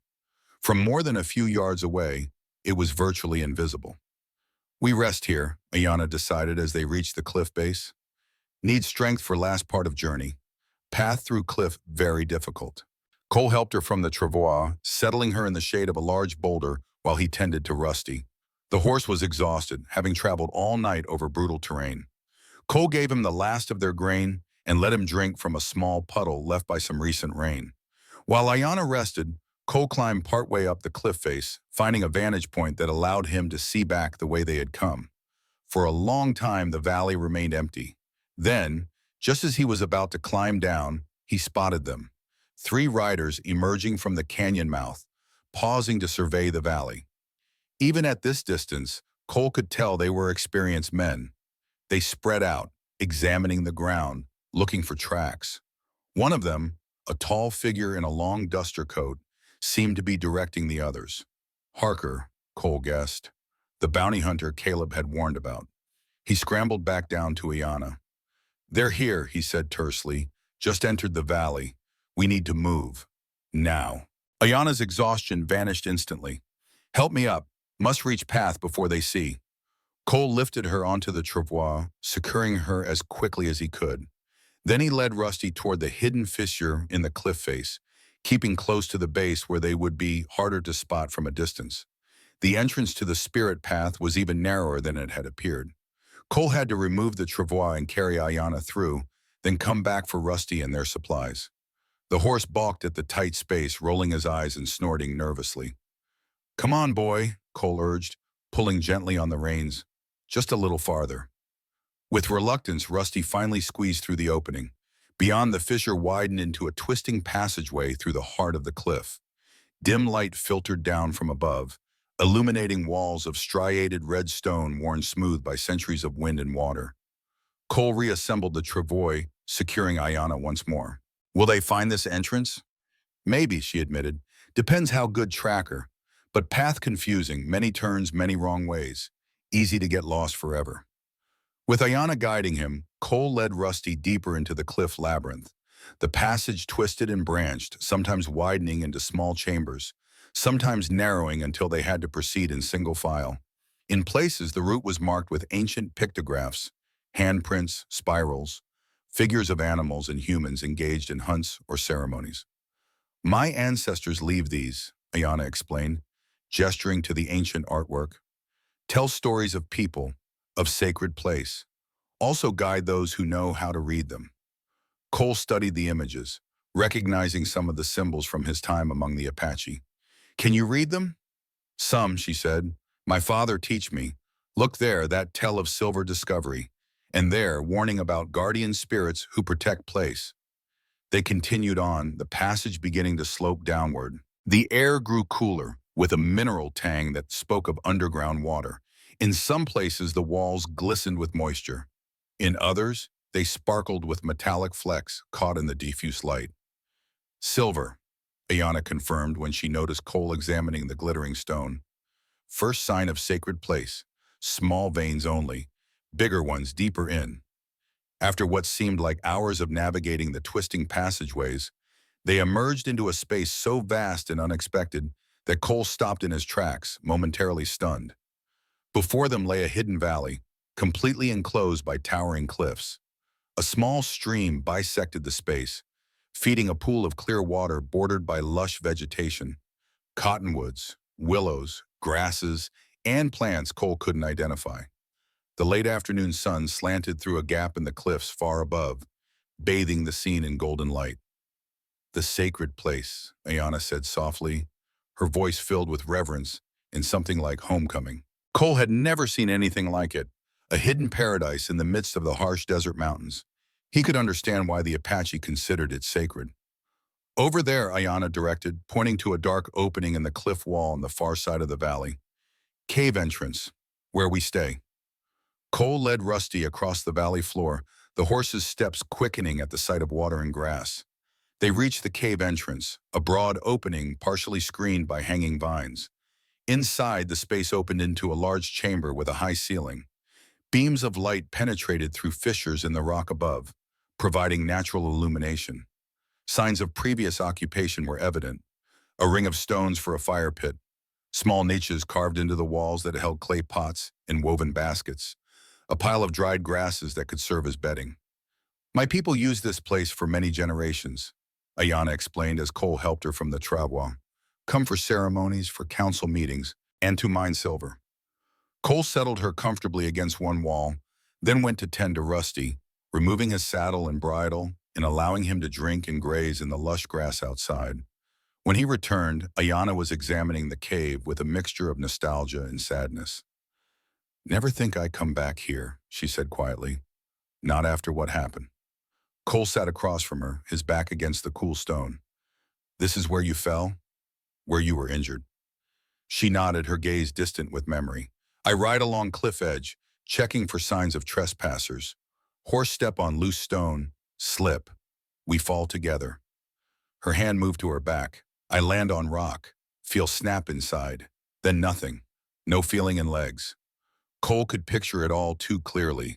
The young woman lying broken on the rocks, her horse probably dead beside her, alone in this isolated place. How did you survive? How did you get help? My father find me. He and warriors search when I not return. Her eyes grew shadowed. Carry me back to camp. Many days' journey. Medicine man try to heal, but she gestured to her legs. Spirit already leaving lower body. Medicine fail. And that's when they decided you were cursed, Cole said, the pieces falling into place. When you didn't heal. Yes, first they wait. Hope spirit return to legs. When not happen, medicine man say bad spirit enter me at sacred place. Say must cleanse with water ceremony, or I bring curse to all tribe. The brutality of it struck Cole anew. To be cast out, rejected by your own people because of an injury beyond your control. It was a harsh way of thinking, yet he had seen similar attitudes among white settlers. Fear of difference, of disability, of anything that challenged the normal order of things. What will happen now, he asked, to your people, without the secret of the silver?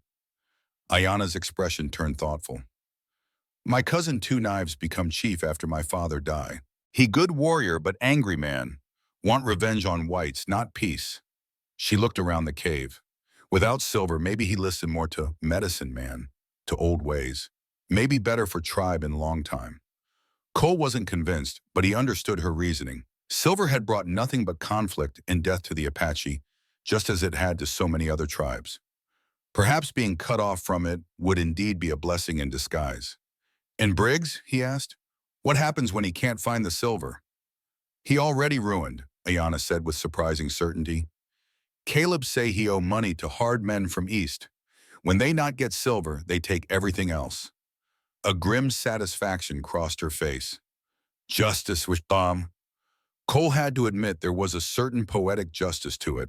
Briggs destroyed by his own greed and the debts he had accumulated in pursuit of wealth that had never been his to claim.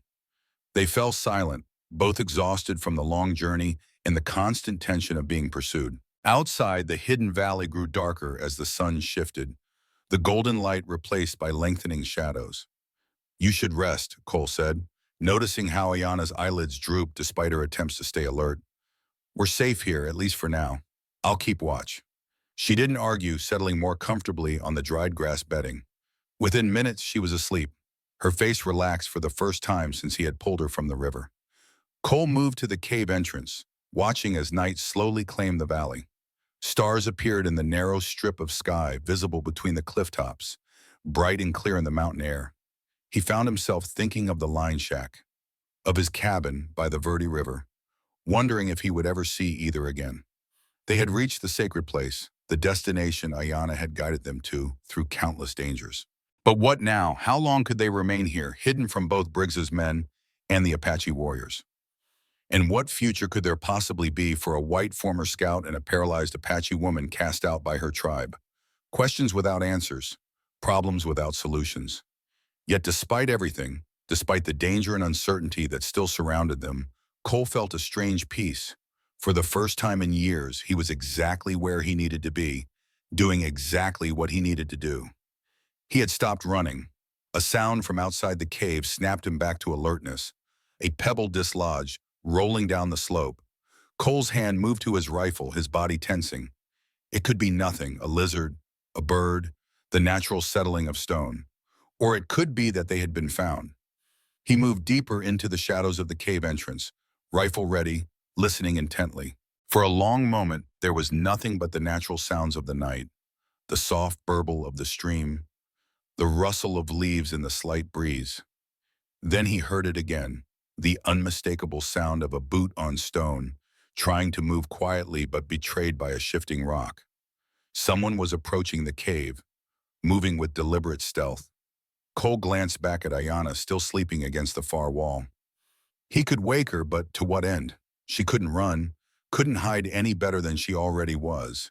Better to let her rest while he dealt with whatever was coming. He positioned himself where he had a clear view of the approach to the cave, but remained concealed in shadow.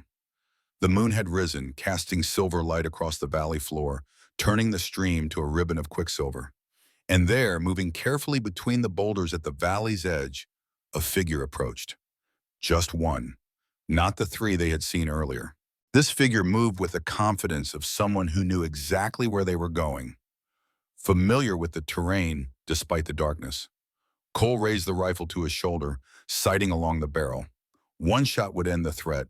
One shot, and they might remain hidden, safe in this secret place for a little longer. The figure emerged from the shadows into a patch of moonlight, and Cole's finger froze on the trigger. Not Harker, not one of Briggs's men. An Apache warrior, face painted with 2 red streaks across the cheekbones, a bow in one hand, a knife at his belt. 2 knives. Ayana's cousin. The man who had vowed to kill her before letting the secret of the silver mine fall into white hands. He had found them. Cole held his breath, finger poised on the trigger, as 2 knives moved closer to the cave entrance. The Apache warrior paused every few steps, scanning his surroundings with the heightened awareness of a lifelong hunter. Even in the moonlight, Cole could see the family resemblance to Ayana, sharp, angular features with the same proud bearing. A decision crystallized in Cole's mind. He could shoot now, end the threat with a single bullet. 2 knives was exposed, unaware of Cole's position. It would be an easy shot, but something held him back. The warrior was alone. Where were the others who had been tracking them? And why would he approach the cave without backup if he knew Ayana was inside? Cole lowered his rifle slightly, choosing to watch instead. 2 knives moved to the edge of the stream, knelt, and drank. Then, to Cole's surprise, he began to remove his weapons, placing his bow, quiver, and knife on a flat rock beside the water.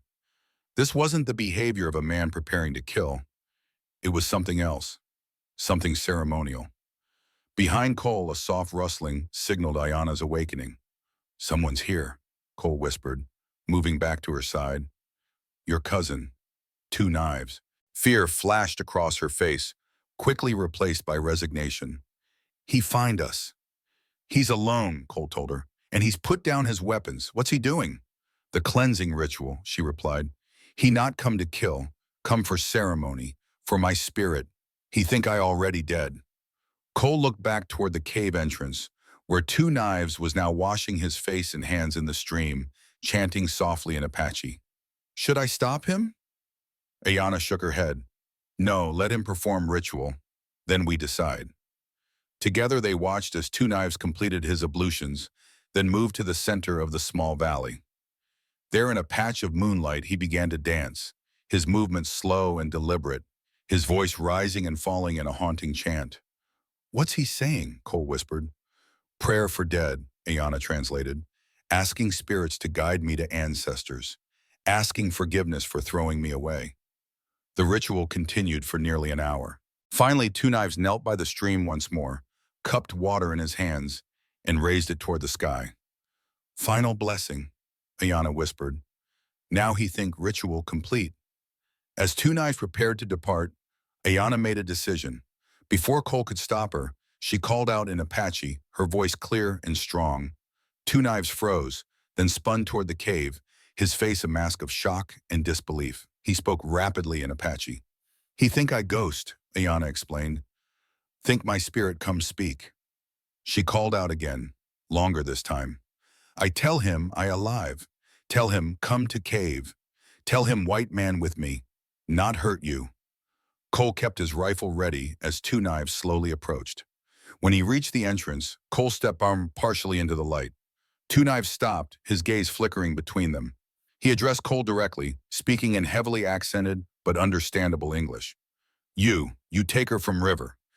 It wasn't a question but an accusation. I did, Cole answered evenly. Found her drowning, pulled her out. 2 knives studied him with penetrating intensity. Waitama seemed like the right thing to do.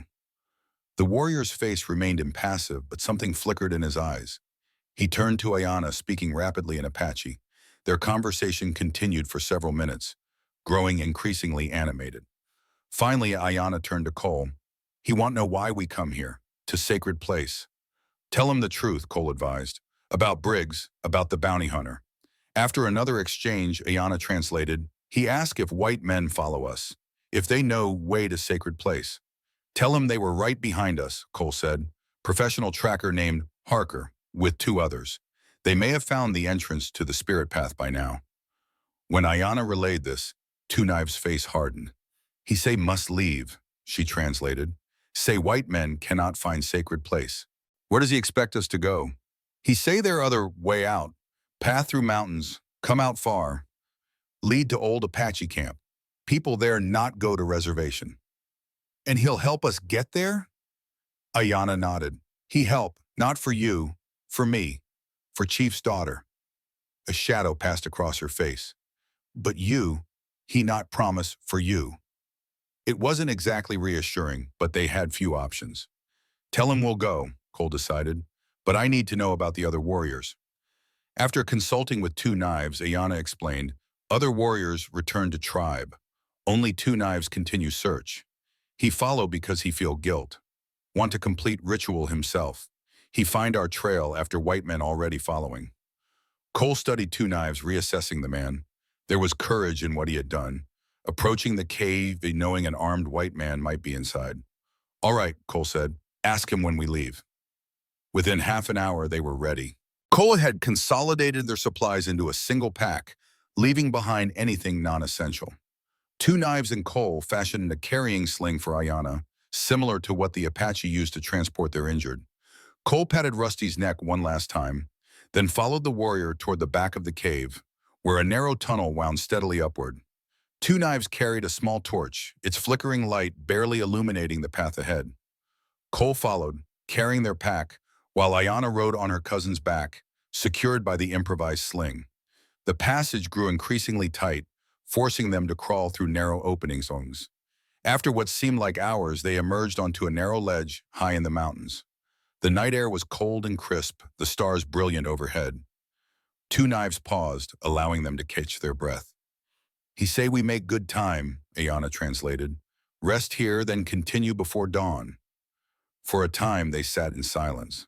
Cole found himself studying the Apache warrior, trying to reconcile the man who had thrown his cousin into the river with the one who now carried her. Finally, unable to contain his curiosity, Cole asked, "Why did you come back for her?" "Really?" Two Knives looked at him for a long moment, then answered in his accented English. "She chief daughter, my blood. Medicine man say river cleanse spirit, but—" He touched his chest. "Here, not feel right." "And now?" Cole pressed. "Now that you know she's alive." Two Knives glanced at Ayana. Now not know. Old ways say broken body mean broken spirit. But she strong, still chief daughter, here." He touched his heart, then his head. "Need think about." "And what about me?" Cole asked. "Why help white man who interfered with your ceremony?" A ghost of a smile touched Two Knives' lips. "You pull her from river. River spirit not take her, maybe reason." He shrugged. "Or maybe kill you later, when she's safe." And they continued their journey at dawn, leaving the safety of their resting place for what proved to be the most dangerous part of their escape. The path narrowed to a slim ledge barely wide enough for a single person, with a sheer cliff rising on one side and a dizzying drop of several hundred feet on the other. Two Knives led the way, Ayana secured to his back, moving with the confidence of someone who had traveled this route before. Cole followed, his heart hammering each time loose stones skittered from beneath his boots and disappeared into the void below. Twice they had to navigate sections where the path had crumbled away entirely, forcing them to press their bodies against the cliff face and inch sideways across the gap. One wrong step, Cole thought grimly as he watched a dislodged rock tumble into nothingness. And that's the end of us all. The most treacherous section came near midday, when the path disappeared completely for about 6 feet, leaving only handholds carved into the rock face by Apache travelers of generations past. Two Knives crossed first, somehow maintaining his balance despite Ayana's weight. Then he braced himself and extended a hand to Cole, who had to abandon their pack of supplies to make the crossing. "Leave it," Two Knives said when Cole hesitated, looking back at the precious bundle. "Life worth more than things." Cole couldn't argue with that logic.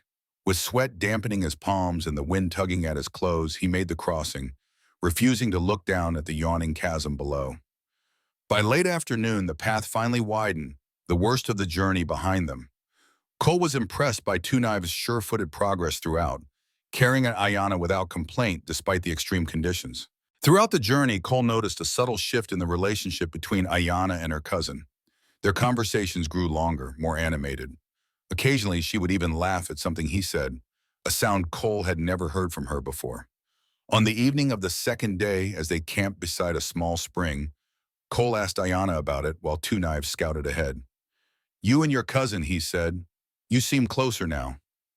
Ayana nodded. "He changed. Maybe I change. Maybe both." She looked toward where Two Knives had disappeared. "He tell me things. About tribe after I gone.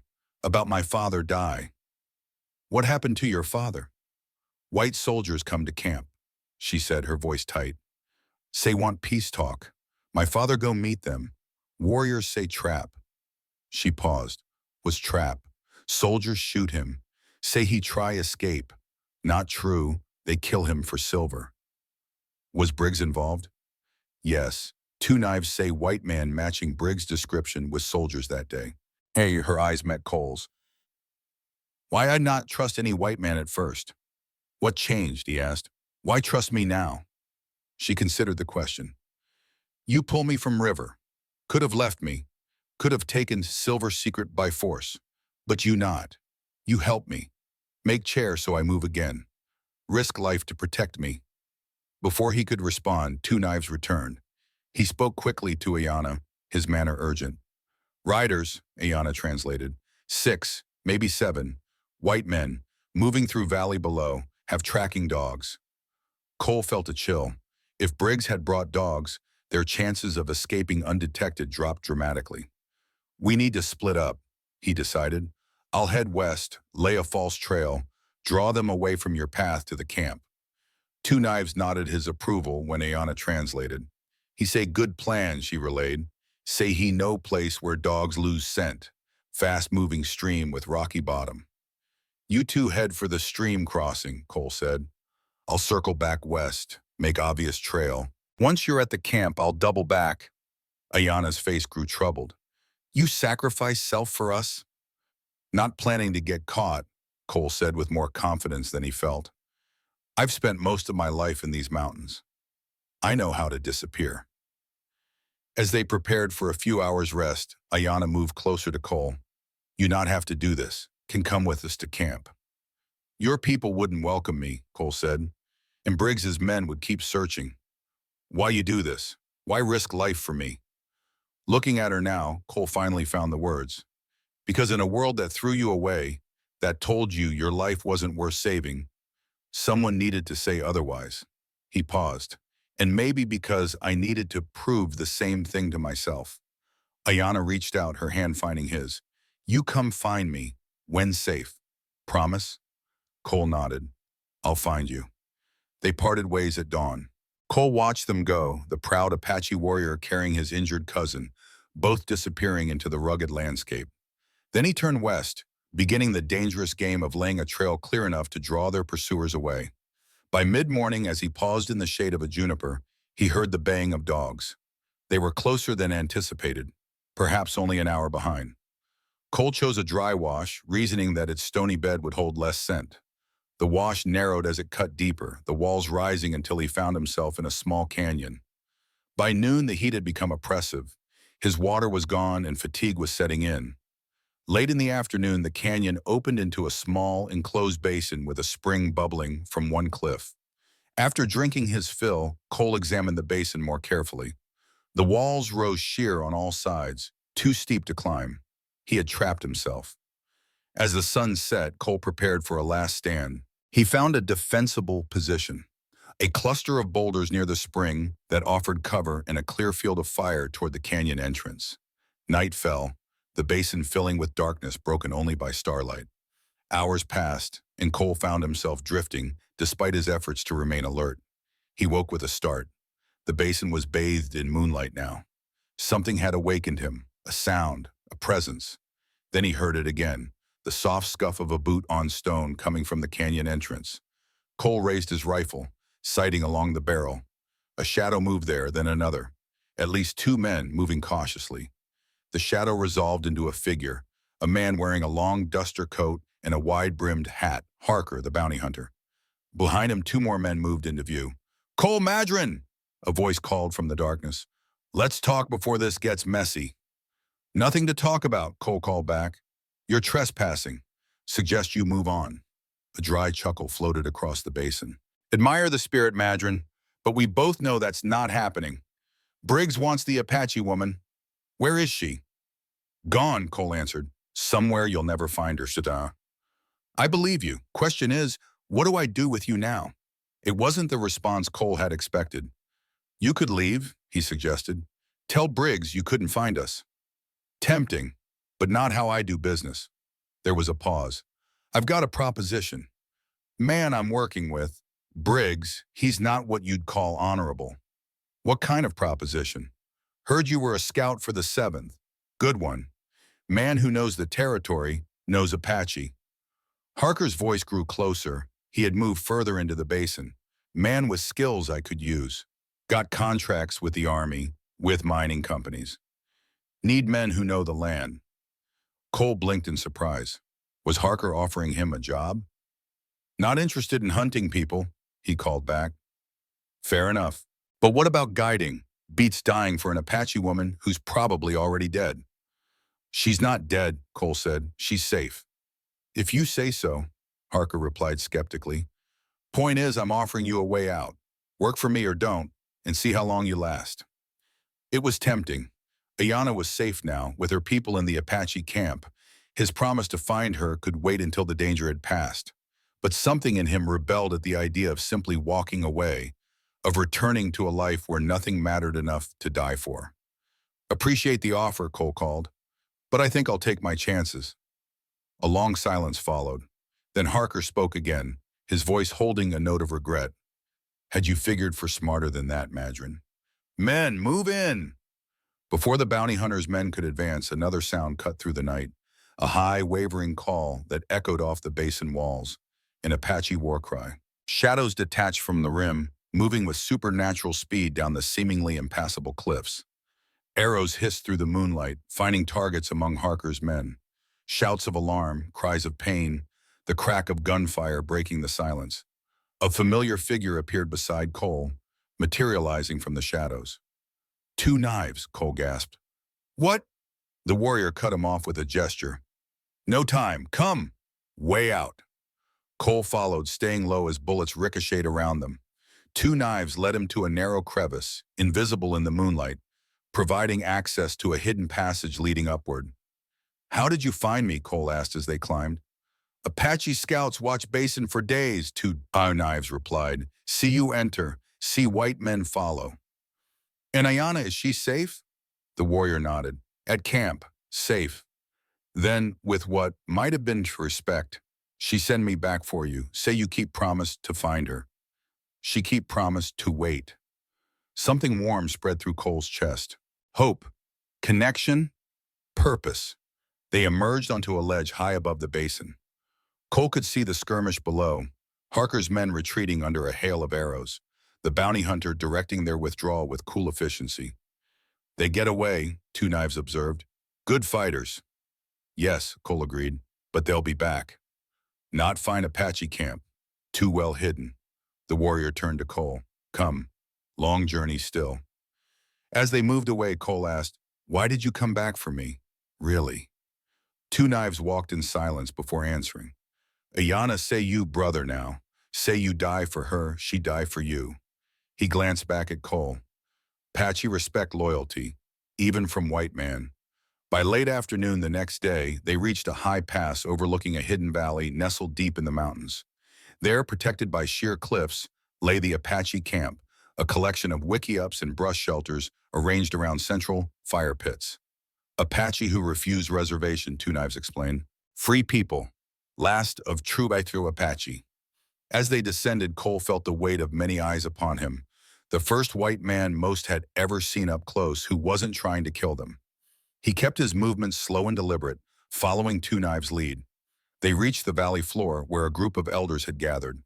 Among them, seated in a chair fashioned from willow branches, a crude but effective copy of the wheelchair Cole had made, was Ayana. Her face lit up when she saw him, a smile breaking through her usual reserve.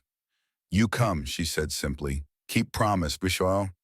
"I keep my promises," Cole replied, smiling back. Two Knives spoke to the elders in Apache, explaining Cole's presence, his role in saving Ayana, his choice to draw their pursuers away. The old men listened gravely, occasionally glancing at Cole with expressions ranging from suspicion to reluctant respect. Finally, one of them, the oldest, his face a map of wrinkles and wisdom, addressed Cole directly in halting English. "White man save chief daughter, draw enemies away, risk life for Apache." He studied Cole intently. It was the same question Ayana had asked, the one Cole had struggled to answer fully.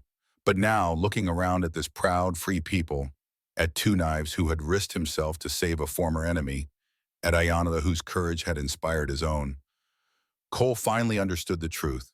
"Because some things are worth saving," he said simply. "Some people are worth fighting for, even dying for."